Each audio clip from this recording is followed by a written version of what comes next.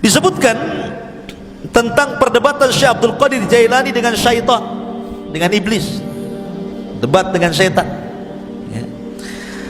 Dan itu disebutkan oleh Syekhul Islam Ibnu Taimiyah rahimahullahu taala, dan dikatakan oleh Syekh Shalih Al Fauzan hafizahullahu taala, ini menunjukkan bagaimana kecerdasan fikihnya Abdul Qadir Jailani. Sampai Syekh Shalih Al Fauzan hafizahullahu taala mengatakan, ini menunjukkan kecerdasan fikihnya Syekh Abdul Qadir Jailani ketika berbantah dengan syaitan. Bagaimana kisahnya? Dijelaskan, suatu ketika beliau mengatakan, saya sedang safar, dan ketika itu cuaca sangat panas sekali, ala harri fi ba'dil asfar, panas sekali. Tiba-tiba ketika panas terik gitu kan, karena matahari memancar luar biasa, tiba-tiba ada awan. Awan itu menaungi kepalaku, menghalangi antara terik matahari dengan kepalaku. Dari situlah tiba-tiba dari awan hitam yang menaungi diriku, kata Syekh Abdul Qadir Jailani, nada munadin, tiba-tiba ada yang menyeru dari langit sana, ada yang menyeru dan mengatakan, ya Abdul Qadir, ana rabbuk. Wahai Abdul Qadir Jailani, saya adalah Rabbmu. Maka Syekh Abdul Qadir Jailani rafa'a ra'sah, melihat ke langit dan mengatakan, antallah la ilaha illahu, apakah engkau adalah Allah yang tidak ada sembahan berhak disembah kecuali Dia? Maka kemudian suara itu ada lagi di langit dan mengatakan, ana rabbuk, saya Tuhanmu, ana rabbuk, saya Tuhanmu. Syekh Abdul Qadir Jailani mendengarkan sampai akhirnya, setelah dia mengatakan ana rabbuk wa qad ahlaltu laka ma haramtu alaika ya Abdul Qadir, saya Tuhan wahai Abdul Qadir, aku telah halalkan yang sebelumnya kuharamkan kepadamu. Maknanya semua manusia haram melakukan ini, kau halal. Semua manusia haram memakan khamar, kau halal. Semua haram berzinah, kau halal. Pokoknya seperti itu. Tiba-tiba Syekh Abdul Qadir Jailani mendengar kata-kata, aku sudah menghalalkan kepadamu yang diharamkan aku kepada selainmu. Maka dia mengatakan, kadzabta ya aduwallah, kadzabta ya aduwallah, dusta engkau wahai musuh Allah, bal anta syaitan, engkau bukan Tuhan, kau adalah syaitan.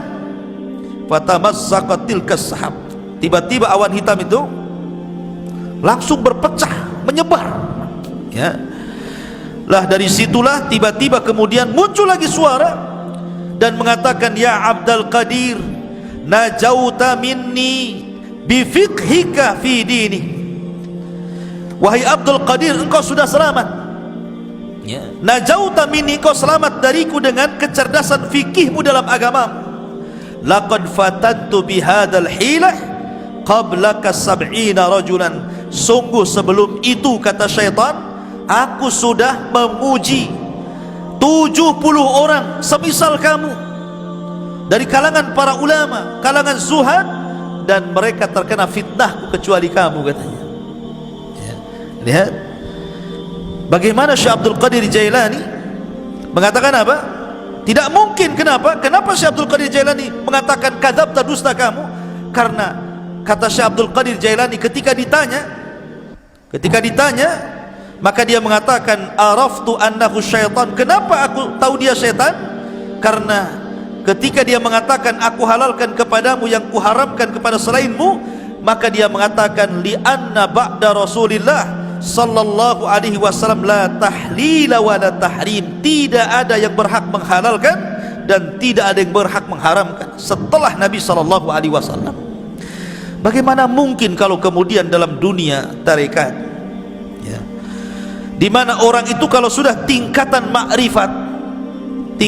makrifat sampai meyakini adanya hululiyah, manunggale Gusti, gitu ya, bahwa Allah itu betul-betul menyatu dengan badan, tiba-tiba kemudian seseorang boleh tidak melaksanakan sholat, boleh meninggalkan zakat, boleh meninggalkan puasa, boleh tidak haji, karena alasannya Tuhan sudah menyatu, ana anta anta ana, bahasanya saya kamu, kamu saya, katanya. Bingung dia, mana saya, mana Tuhan, karena menyatu masalahnya. Makanya terkadang makin makrifat itu bukan makin baik, makin bejat, kan begitu. Karena dia meninggalkan sholat, dia meninggalkan apapun. Ketika ditanya kenapa anda tidak sholat, siapa bilang saya tidak sholat? Bukankah Allah yang mengatakan innas salata li dzikri, sholat itu untuk mengingat diriku. Jadi kalau aku sudah ingat Allah, aku sudah sholat, katanya kan. Karena sholat itu untuk mengingat diriku. Apalagi kemudian Allah berfirman, u'budullaha hatta ya'tiyakal yakin, sembahlah Allah sampai yakin. Aku sudah yakin, ngapain aku nyembah, katanya kan. Nah, kacau nih kalau sudah Quran dipelintir-pelintir. Padahal yang dimaksud sembahlah Allah sampai yakin, maksudnya sampai ajal. Yakin di sini maknanya ajal, kata Imam Ibnu Katsir rahimahullahu taala dan ahli tafsir yang lainnya. Sembah Allah sampai mati, bukan sampai yakin. Artinya kalau sudah yakin tidak perlu sembah, gitu ya. Nah, itu kebelinger tuh. Masyarul muslimin. Jadi Syekh Abdul Qadir Jailani mengatakan apa? Dia mengatakan bahwa setelah Rasul tidak ada yang menghalalkan, tidak ada yang mengharamkan. Makanya dia mengatakan kepada syaitan, ya, kadzabta, dusta kamu. Enggak mungkin halal bagiku haram bagi orang lain, atau sebaliknya, kan gitu. Masyarul muslimin yang dimuliakan Allah Azza wa Jalla. Dari sinilah maka Syekhul Islam Ibnu Taimiyah rahimahullahu taala, beliau memuji dua perkara dari sosok Syekh Abdul Qadir Jailani. Pertama, ketika Abdul Qadir Jailani membahas tentang takdir dan membantah penyimpangan dalam Qadariyah. Yang kedua, bagaimana ketika Abdul Qadir Jailani mendebat syaitan.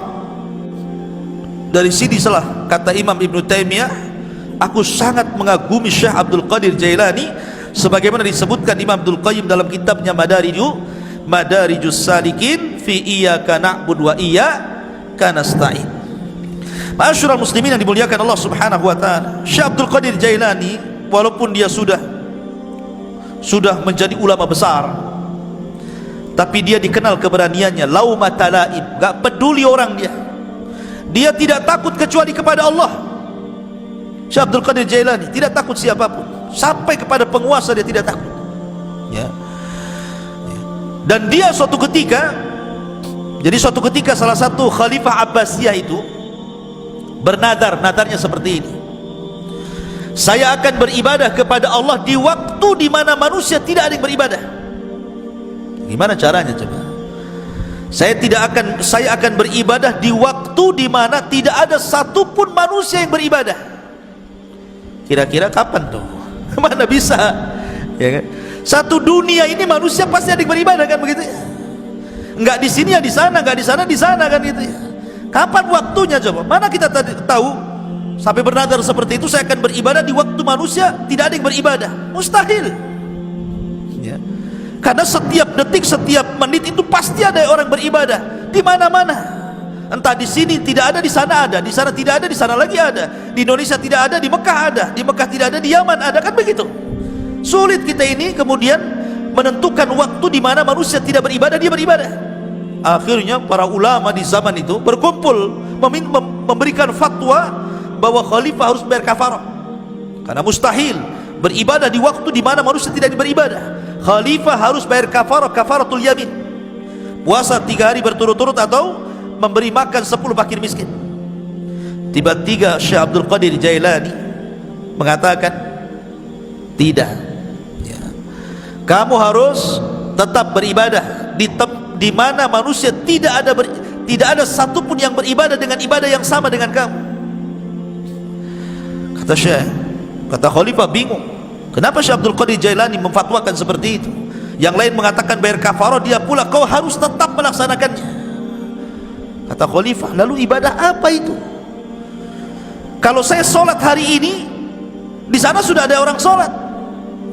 Kalau saya puasa hari ini, di sana sudah ada orang berpuasa. Kalau saya umpamanya sedekah hari ini, di sana ada orang sedekah. Ibadah yang mana yang tidak bisa kemudian sama waktunya dengan orang lain? Katanya, Syekh Abdul Qadir Jailani, kau harus berangkat ke Mekah, kau umroh. Setelah kau umroh, kamu harus menyempatkan untuk tawaf di saat manusia tidak ada yang tawaf di situ, ya. Akhirnya dia pun betul-betul umroh. kemudian dia mendapatkan waktu di mana tidak ada satupun orang yang tawaf, disitulah dia tawaf. Ya. Kalau kemarin pas ya Ka'bah lagi kosong corona ya, nggak ada orang tawaf gitu ya. Ya. Tapi yang jelas bahwa dari peristiwa ini terkenalah nama Syekh Abdul Qadir Jailani.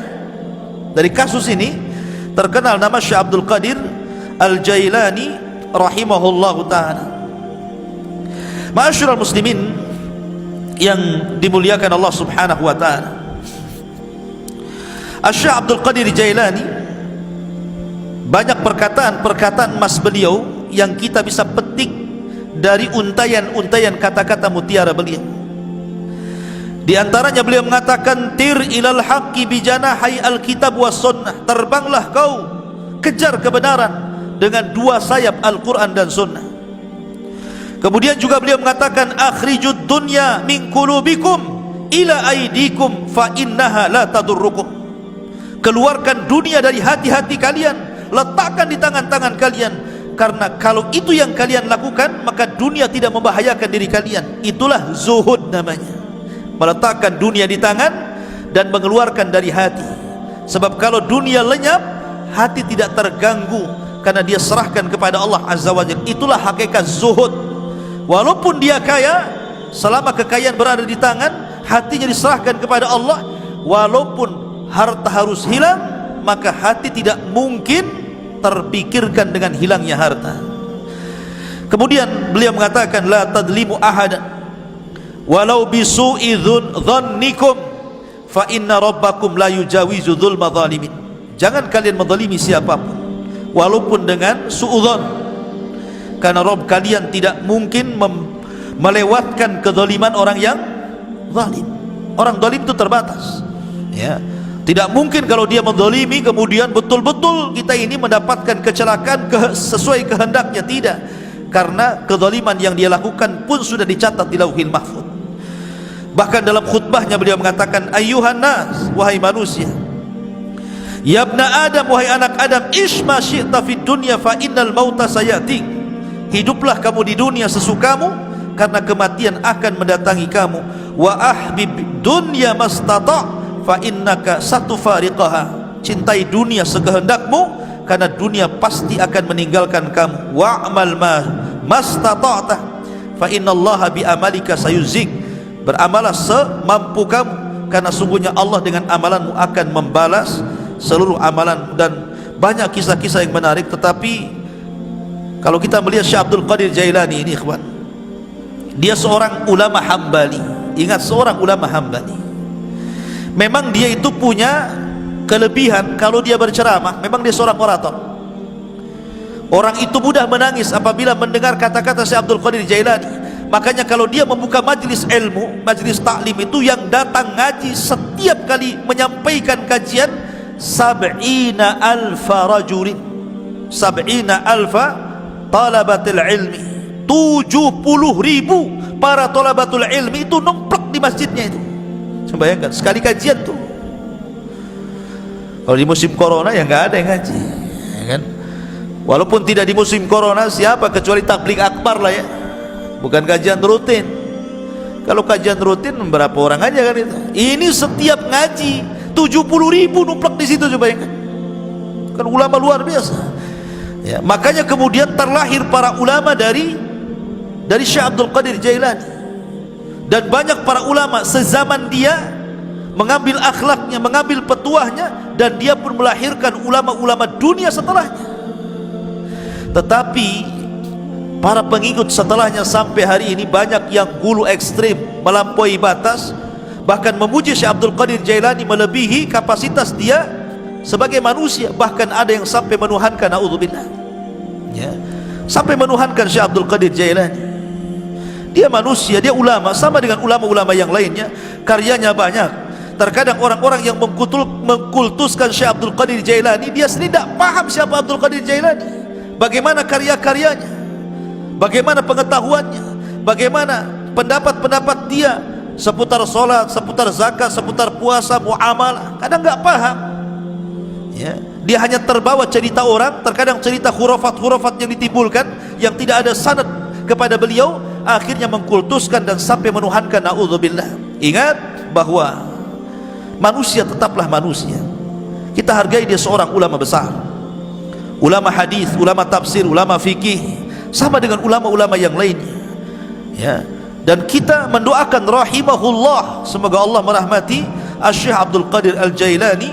Apalagi nasab beliau memang dua-duanya keturunan Hasan dan Husain, dari jalur bapaknya Hasan dan dari jalur ibunya adalah